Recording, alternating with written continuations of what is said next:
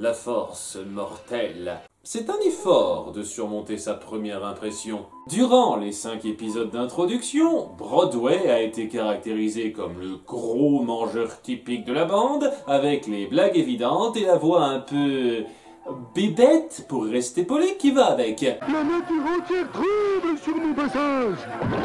Ça renvoyait pas grand chose de prometteur, et j'aurais pas été contre qu'on le nuance un peu dès le départ. Mais ça va être le rôle de cet épisode, qui est classé assez haut auprès des fans. Une cargaison d'armes que Xanatos fait importer sans qu'on explique trop pourquoi. On sait jamais quand on peut avoir besoin de 400 flingues à porter. Se fait dérober par une bande de petits mafieux et leur jeune chef.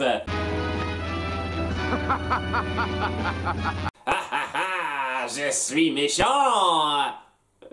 J'espère qu'il n'y avait pas de caméra. Et c'est l'événement qui justifiera pourquoi on aura autant de bandits avec des fusils laser par la suite de la série. Vous en avez vendu beaucoup dans la rue? Oh, une petite poignée pour couvrir les dépenses. Avec un nombre comme ça donne un petit peu l'impression que ça aurait été dupliqué par Nagy après coup, mais c'est bien, on a une explication. Ce type, qui sera un peu le Roland Daggett de cet univers, ouais, c'est pas le plus mémorable de Batman de la série animée, mais sur ce point il se valent aussi. Est en quelque sorte un némésis de notre policière favorite, qui n'arrive jamais à avoir les preuves pour le coffrer. Donnez-moi un mandat, et je vous amène cette petite frappe dans votre bureau. Allons, ne soyez pas ce cliché de flic rebelle qui veut accélérer le système.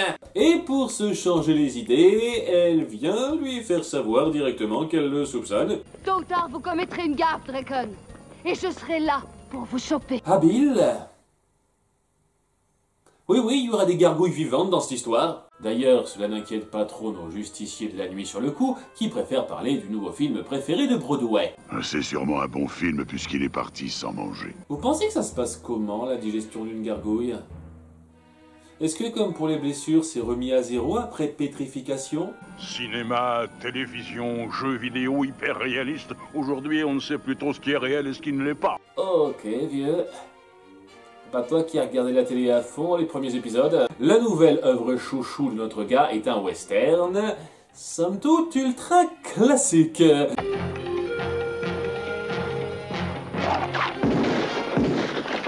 Rassurez-moi, c'est une rediffusion d'un vieux film des années 50. C'est cool. Et ce mot l'est de moins en moins au fur et à mesure que vous l'êtes. Après sa séance, il décide de faire un crochet pour Ananka chez Elisa. Fais comme chez toi. Je te prépare un bon gros steak. Pas de problème, je veux bien faire la cuistot pour toi. Mais elle a laissé son pistolet à portée, et Broadway, de par sa toute récente passion, se sent l'âme d'un cow-boy. Allons-y, cowboy, et surtout n'oublie pas ton cheval. Et c'est là que l'épisode prend une tournure sombre. Oh! Pardon, comme je suis bête, j'espère que j'ai rien cassé. Hein. Elisa? Oh! Ça prend de court, c'est sûr, et c'est un tournant majeur pour Broadway qui se rend compte de l'horreur de ce qu'il a fait. On a vu dans les 2 épisodes précédents qu'ils servaient chacun à faire mûrir Lexington et Brooklyn. Étant le plus gamin de la bande, en étant poli une fois de plus, donner à Broadway un développement aussi froid et violent frappe fort. Et ce contre-coup sur la conséquence de ses actes va rajouter beaucoup de profondeur au personnage qui, dans tout le reste de la série, aura une aversion toute particulière pour les armes à feu et sera beaucoup moins défini par « j'aime la bouffe ». Cela aurait été encore plus percutant avec une mise en scène qui aurait plus pris le temps de respirer. Parce que ces moments de réalisation et de culpabilité se déroulent très vite et ne laissent pas pleinement s'immerger dans la mentalité du personnage. Après, je dis ça, ça reste bien plus satisfaisant que la version censurée. Elisa? Oh! Une enfant trop précieux, ne veut pas leur faire savoir que le temps existe. C'est cool. Enfin bref, paniqué, il l'amène à l'hôpital incognito, où elle est sauvée, fort heureusement. J'imagine même pas ce que ça aurait été si ça l'avait tué. Et il n'ose pas rejoindre le gang, qui est informé de l'infortune. De quoi s'agit-il? Votre amie Elisa a été blessée par balle, on ne sait pas si elle survivra. Parfait timing, le soleil. En fait, faut lui annoncer toutes sortes de nouvelles juste avant la pétrification. Ça fera un super album photo. Évidemment, après avoir encaissé le choc et fait de la mise en place très fluide autour de sa famille qui aura de l'importance plus tard. Et faut-il faire venir sa sœur de l'Arizona? Papa, ne dis pas ça. J'avais pas fait gaffe que c'était évoqué aussitôt ça. Notre chef, quelque peu affligé, soupçonne Daggett Jr. Oui, j'ai pas pris la peine de retenir son nom. Qui teste ses nouvelles armes au fonctionnement un peu inconsistant.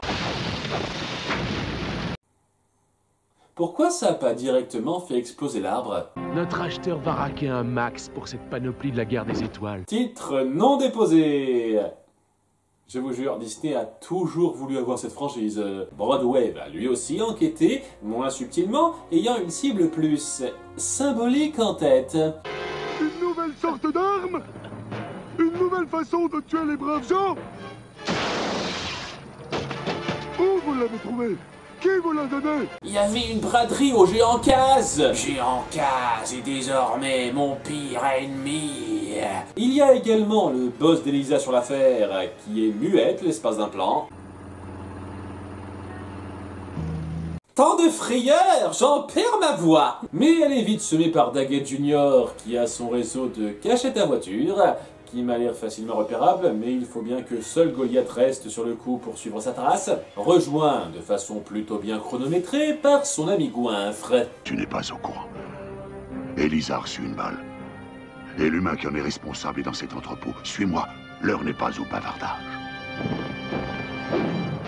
D'accord. Là aussi, je vous jure, avec plus de pause dans la mise en scène, ça aurait pu frapper très fort. Il se jette donc dans le combat contre les racailles au fusil laser, et ouais, c'est plus ou moins une formalité. Ah, si seulement on était doué pour tirer sur autre chose que des cibles immobiles! Daggett Jr. essaye de s'enfuir, mais c'est difficile d'échapper à la rage d'un Goliath en colère. Non, tu ne peux pas le tuer. Ah, tu crois? J'aime vraiment le fait qu'on n'appuie pas que Goliath se situe automatiquement au-dessus du meurtre selon les circonstances. Mais Broadway le calme en avouant sa faute. C'est pas lui qui a tiré sur Elisa, c'est moi. Quoi? C'était un accident. Je regardais son revolver et... Je peux vous laisser tous les deux, si vous voulez. Je suis désolé. J'ai déjà pardonné tellement de gens, alors un de plus. Ça mérite un petit compteur!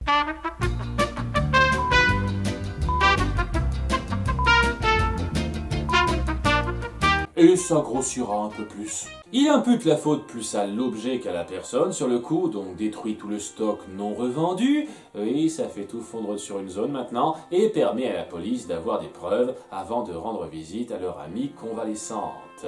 Et à nouveau, très bon message à faire passer. Plus jamais je toucherai à une arme. Je n'aurais pas dû laisser ce revolver à ta portée.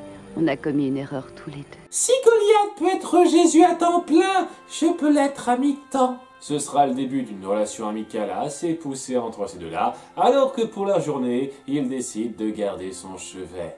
Je comprends la popularité de cet épisode. En dépit du conflit central qui ne casse pas trois pattes à un canard, le cœur de l'histoire est la prise de conscience violente de Broadway et la considération de notre équipe envers Elisa qui représente beaucoup pour eux. Quand il est question de ça, c'est très puissant à suivre.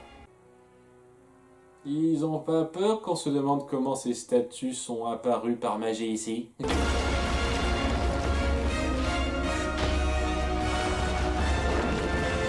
Faut vous y faire, trésor. Vous n'avez rien contre moi. J'arrive pas à savoir si c'est toi qui es doué ou moi qui suis nul.